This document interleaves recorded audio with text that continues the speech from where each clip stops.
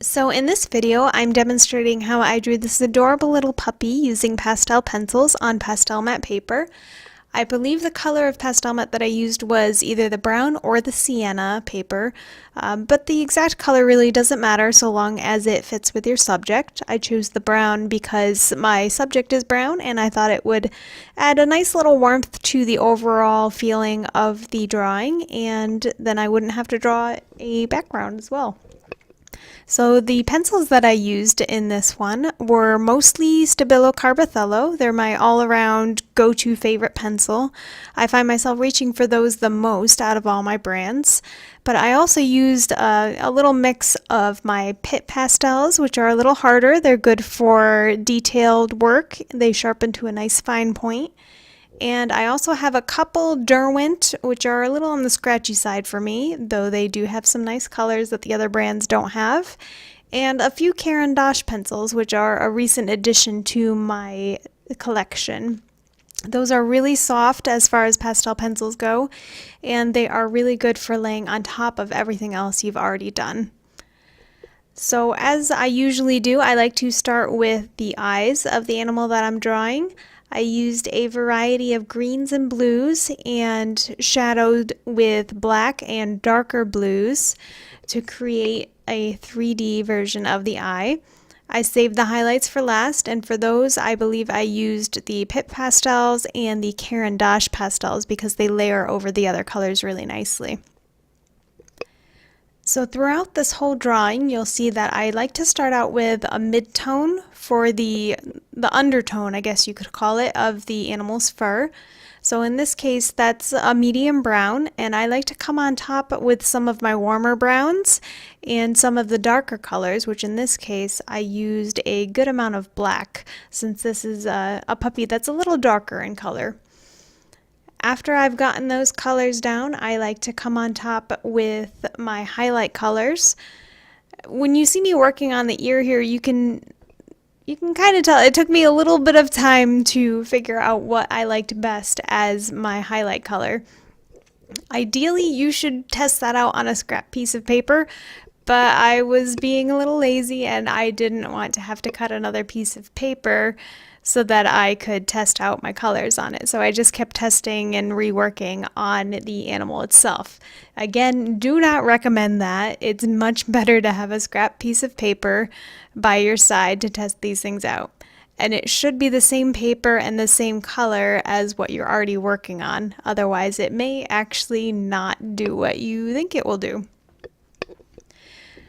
So I start out with my base color, and then for the darker areas I layer in black, and to kind of give a nice warmth overall, I believe I'm coming over with a burnt sienna kind of color. And that gives it makes it just a little less dull, just because dark brown and black together really don't make for an interesting puppy in my mind. So the highlight color I eventually chose for the overall feeling of this puppy was, I believe it was a light grayish purple. I couldn't tell you the exact color name.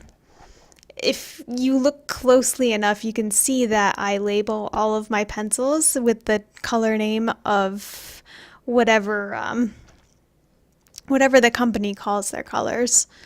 And I do this mainly because I am a colorblind artist, so I have a form of red-green color blindness that makes it difficult for me to see the little nuances between certain colors, so anything close to each other on the color wheel.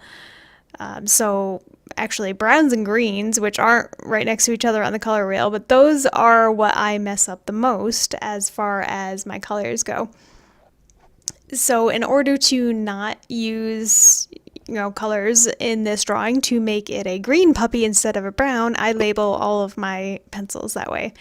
So if you really want to know exactly what color I'm using at any given time, you can pause the video and try and zoom in on whatever writing in Sharpie is on the pencil.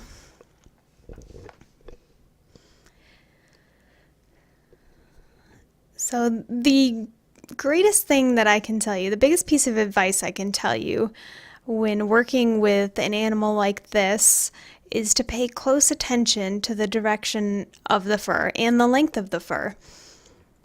So you can see on the area between his eyes, the fur is going up a little bit, and you can see it curves a little bit one way or the other. And then as it goes above his eyes, it's turning quite a bit, though you'll see that the strokes are still fairly long up there. When you get to more around the muzzle area, like right here, around the nose and the mouth, the strokes that I'm making are much smaller because the fur strands are also much shorter.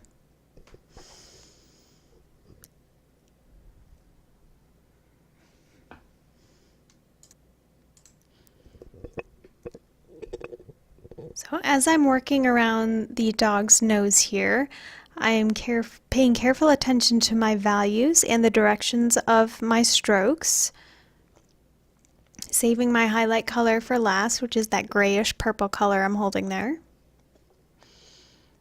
And I'm not really a big fan overall of working on noses, so you can see I kind of leave that towards the end of the face.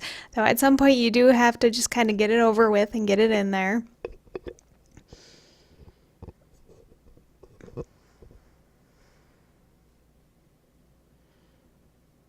And again, towards the nose on the muzzle there, very short strokes, paying attention to the direction of the way I'm moving my pencil.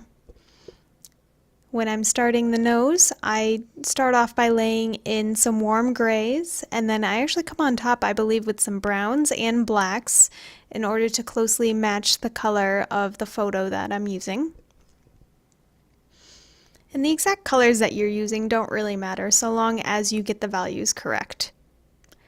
So when I start working on the areas of the dog that aren't in focus, so his legs, his trunk, his chest, I'm going to put less detail in those areas than I did in his face, his eyes, because I don't want them to be in focus. If I put as much detail, say, in his feet or his paws, as I did in his nose, his eyes, the front of his face, then that's going to draw the viewer's attention to that area.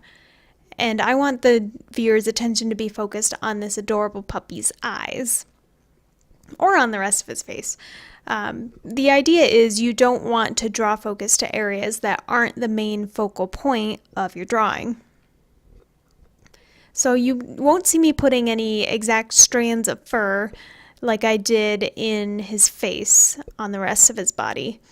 I'm still making sure I push my pencil strokes in the direction of the fur as it actually is in the picture, but I'm not drawing individual strands.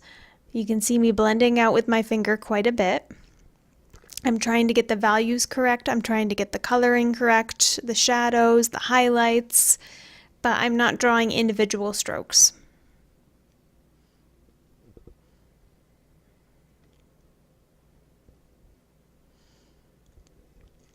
And I'm adding a little bit of warmth to that upper right corner there, because that is the direction where the sun is coming from in the photo. Anything in sunlight is generally going to be a little warmer in color than something that is not in sunlight or something that's in shadow. And here you can see me making just a few little adjustments here and there to my values and adding in some areas of fur that I hadn't added in before. A lot of these are little minute details that don't seem like they do a whole lot overall to the drawing, but they do make a difference when you add them all together. And I usually spend about an hour or more after I actually shut off the camera, just making little adjustments here and there. You really wouldn't see a whole lot if I did record that time, but that's just the little things that make it look a little better in my mind. And here's the finished piece. If you have any questions, feel free to leave me a note underneath the video. Don't forget to hit that like button and subscribe if you haven't already. And if you create something similar, please give me a tag. I would love to see your work. We'll see you next time.